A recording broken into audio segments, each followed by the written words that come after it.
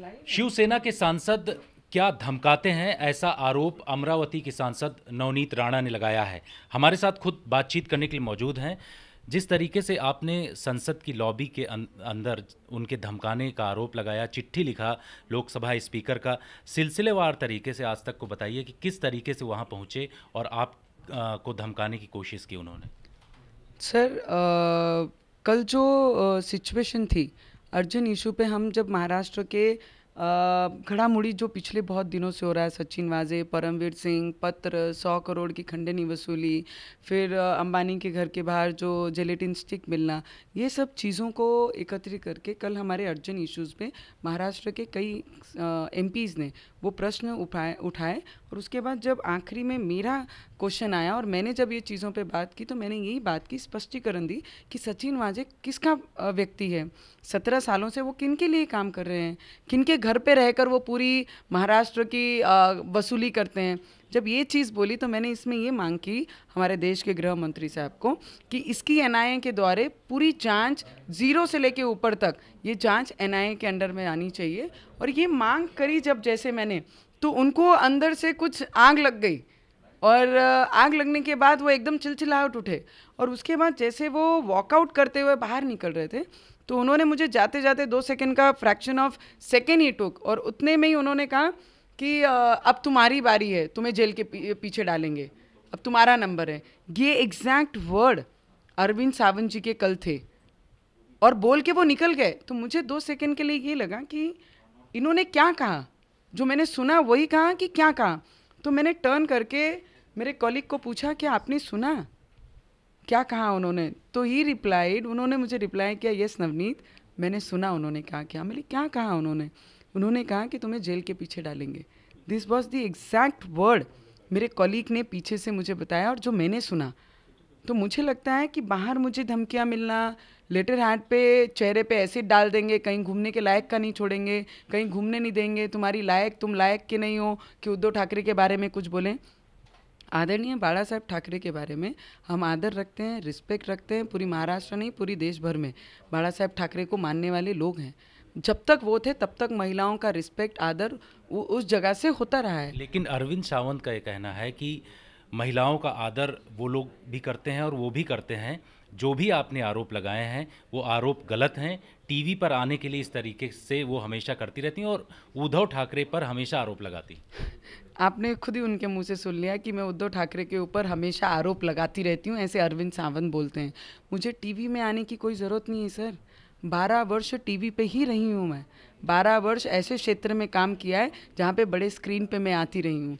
तो मुझे टीवी पे आना और इस मेहनत करके 9 वर्ष मेहनत किए, खून का पानी करके अपने क्षेत्र में लोगों को एक 1 to 1 कन्विंस करके मैं यहाँ तक ये सदन में पहुँची हूँ। तो सदन की मान, मर्यादा, रिस्पेक्ट ये मेरे दिल में, और जिस दिन मैं संसद में पहली बार गई, माथा लगा के मैं अंदर एंट्री करी कि मेरी ज़िंदगी नहीं शुरू कर रही हूँ तो मेरे हाथ से लोगों की सेवा होनी चाहिए, ये भावना से मैं अंदर गई। और वो मुझे बताते हैं कि मैं किस चीज़ पे टीवी पे आऊँगी और किस चीज़ पे नहीं।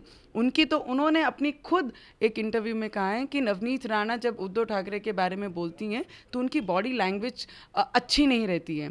अब मुझे अरविंद सावंत जी बताएंगे या शिव सैनिक बताएंगे कि महिलाओं ने सदन में किसके बारे में, उद्धव ठाकरे जी के बारे में बात करना है तो उन्होंने पिन ड्रॉप साइलेंट होना चाहिए, fold your hands, stand straight, इस तरीके से हमने खड़े रहना चाहिए। अब वो महिला सांसदों की क्लास लेने वाले हैं कि उद्धव ठाकरे जी के बारे में बोलेंगे तो आपने किस पॉस्चर में बोलना चाहिए, कौन सी बॉडी लैंग्वेज होनी चाहिए, ये तरीके वो सिखाएंगे हमें।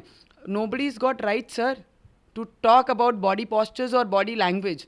हमें जिस तरीके से बात करना है वो संविधानिक हक है, जो हमारे विचार है, जो हमें सही लगता है हमारी जनता के लिए ये सही है। हमने वो प्रश्न, हमारे सदन ने हमें राइट्स दिया है कि अपने विचार रखने के लिए, और तरीके से रख रही हूँ।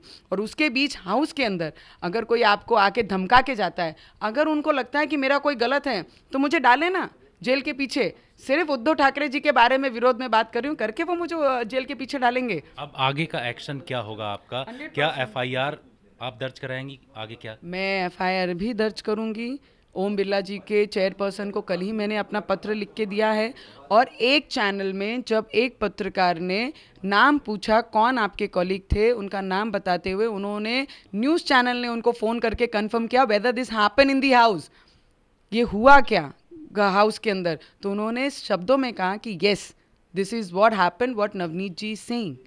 इन्होंने अपने कॉलिग तो झूठ नहीं बोलेंगे, whether I am there in the house. और 2 सालों में मैंने तो नहीं कहा कि मुझे कोई हाउस में किसी ने कुछ कह दिया है करके। मुझे काम करने के लिए यहाँ भेजा गया और वो काम मैं कर रही हूँ। मैं महिलाओं के लिए लड़ने के लिए आवाज़ उठाती हूँ, तो मैं खुद की आवाज़ कैसे दबा सकती हूँ? जो महिला हमें संविधान सिखाता है कि किसी का अत्याचार बर्दाश्त करना सबसे बड़ी बेवकूफ़ी का काम होता है। तो मुझे लगता है कि जो चीज़ें मुझे सिखाई गई हैं और जो चीज़ मैं करती आई हूँ, दूसरों के राइट्स के लिए मैं लड़ती हूँ, तो मेरी खुद के राइट्स के लिए भी मैं लड़ूंगी। ये जो चिट्ठी धमकी भरी आई है आपके पास पहले, उसमें क्या कंटेंट है और एसिड अटैक या इन तमाम चीज़ों पर विस्तृत जानकारी दें। जिस तरीके से मुझे कॉल्स आए हैं, थ्रेटनिंग कॉल्स आते हैं, अगर आप मेरी फेसबुक, इंस्टाग्राम, अगर उसमें कमेंट्स भी आप देखेंगे तो बहुत सारे ऐसे कमेंट्स हैं जिसमें मुझे स्पष्ट तरीके से वो थ्रेटनिंग करते हैं। और लेटर जब मिला तो मैंने पार्लियामेंट के ही अंडर में जो एरिया में पुलिस स्टेशन है वहाँ पे एफआईआर भी दर्ज की है कि ऐसे ऐसे फेस पे, चेहरे पे, जिस चेहरे पे आप घमंड करते हो उस पर आपको एसिड डाल देंगे तो आप कहीं घूमने के लायक नहीं रहोगे, आपकी लायक ही नहीं, आप उद्धव ठाकरे के बारे में बात करें। इस तरीके से उन्होंने थ्रेटनिंग करना शुरू किया। तो मुझे लगता है वो सब मैं ओवरलुक करते हुए आगे बढ़ती गई हूँ। और आज जब हाउस में, पवित्र स्थान में, जब अगर मुझे इस चीज़ का थ्रेटनिंग दिया जाता है कि आपको जेल के पीछे बैठेंगे, तो आप क्या एक्सपेक्ट करते हैं कि मैंने शांति से वो चीज़ें दबा के चुप हो जाना क्योंकि मैं सिर्फ महिला हूँ? महिला को अधिकार नहीं आवाज़ उठाने का, या महिला ने आवाज़ उठानी नहीं चाहिए, चुप करके सब चीज़ें बर्दाश्त करके बैठ जाना चाहिए। क्यों?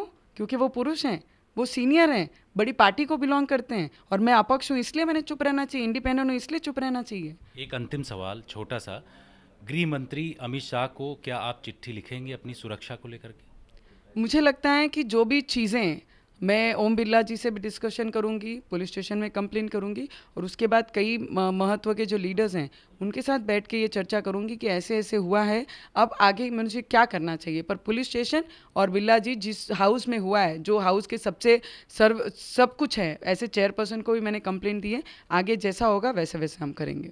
शुक्रिया, आज तक थैंक यू। बातचीत करेंगे।